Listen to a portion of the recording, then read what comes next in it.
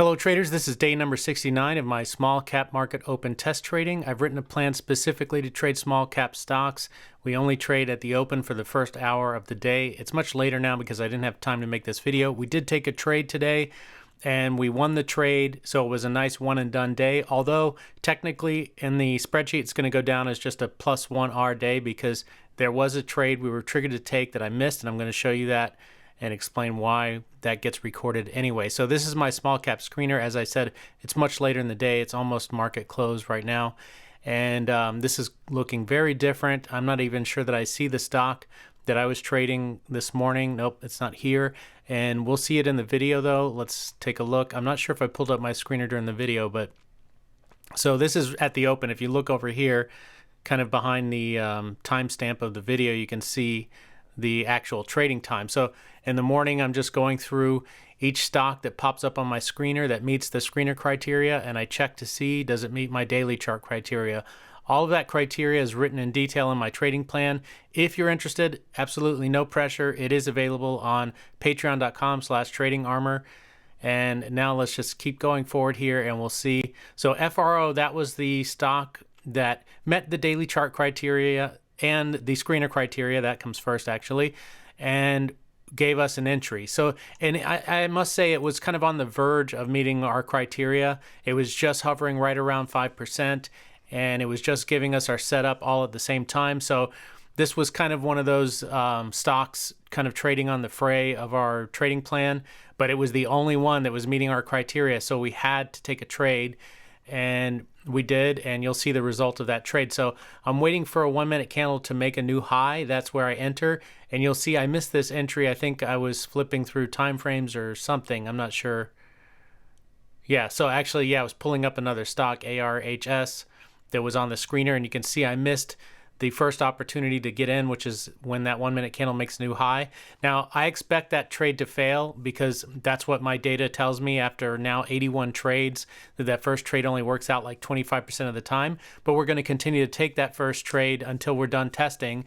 That way our data is clean and actually has meaning when we're done with the test. And when we're done with the test, which is at 100 trades, then we'll be able to say, okay, that first trade definitely doesn't work out after 100 trades. It's really been on the edge the whole time. So it makes sense to just keep taking it and record the results. And then at the end of the test, we will decide whether or not that first trade is worth taking. If not, we can just use it as a signal. And that's pretty much what happened here. This would have been my first entry, and then I would have been stopped out probably on this candle. Let's see what happens next. Yeah, because my stop would have been likely at 869, so that's where I would have been stopped out for the first trade, and then I would have been waiting for the second trade. And this line is very important to place. It's where I decide that the stock has gone weak, and that's basically the bottom of the first ABCD pattern after breaking out through the previous high. I do have a video on the ABCD pattern. If you're not familiar with what that is, it's on my YouTube channel. Just search ABCD and it'll pop up. So now we're in our trade. Let me just go back to where I entered that trade live. So here I'm waiting for a 1 minute candle to make a new high. It does immediately as this candle opens. That happens sometimes. This one was on the lower volume side of the small cap screener, although it was on the very first page of the screener. So what that means is, let me just pause that video for a second. In the morning when the market is open, you know, I'm using my small cap screener. I have it organized by volume, and I only look at stocks that are on the very first page. And that ensures that I'm only trading the higher volume stocks. Now, this stock, FRO, was somewhere down here. And this is open on my laptop. Right now, you're looking at my desktop, and my laptop screen is smaller than this screen and shows even less stock. So I'm just trading what's on the very first page, and that's it. And that ensures that at least I'm trading the higher volume stocks in the small cap sector. Although, as far as those higher volume stocks went, this one was a lower volume of the high volume, if that makes sense. So that's why you kind of see this thing just barely move. It's not an extremely volatile small cap. It just is what it is, and it was the only one that met the criteria. Yeah, there were other like nano caps and micro caps that were moving viciously today, but none of that stuff is on the screener. None of that stuff is part of my trading plan. That's just not what we're testing right now. So This was the stock that met all our criteria, and this is the stock that we traded. So let's keep an eye on the chart. So notice now it's like 9:54. I think when I entered the trade, let's see what time it was then, around 9:45, right? So we're already in the trade like 9 minutes. This thing's just chopping around, going sideways basically. It's really trading inside of this range that is not meant to mark out a range. This is just where the second high of the day was, and that's it. But you can see that it's just kind of trading inside that range, but I don't really care. Once I've entered the trade, I don't judge it. I don't try to guess what's it going to do. Is it going to work or not? If this thing meets my criteria and I took an entry, then I stick with it. And that means that I place my stop loss in the appropriate position and I leave it there. And then my profit target is always 2 times my risk. And I also leave it there as well. We are tracking if these stocks go to 3R, and this one did. This would have been a successful 3R trade. So we would have walked away with 2R regardless of whether we caught that first entry or not. So anyway, let's watch till the end here.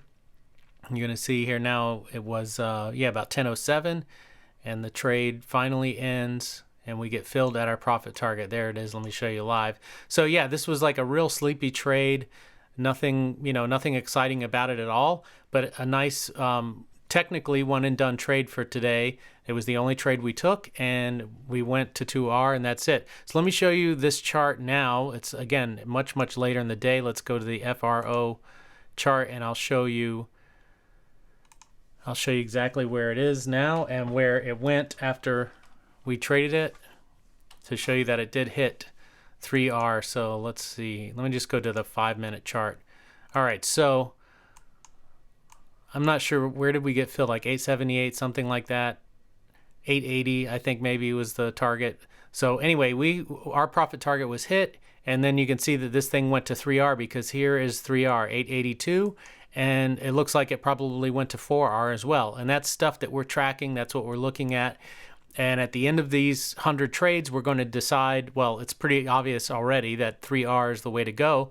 And that's what we're going to do moving forward once the test is complete. We're going to trade to 3R and full position size and continue to track. And we're going to look at comparing it to the 2R target, the 4R target, maybe 5R, and see what happens over the next 100 trades. So if you have any questions about this, just leave a comment down below.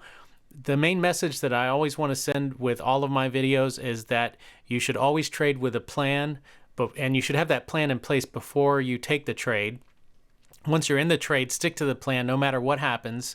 Even if you made a mistake, if you entered improperly, or you realized you took the wrong trade, just set your stop and your profit target how you normally would, because you really want to develop the discipline that is required to be a day trader. There's nothing more important than that. You could have the best trading plan in the world, but if you don't have the discipline to trade it properly, you're not going to be profitable.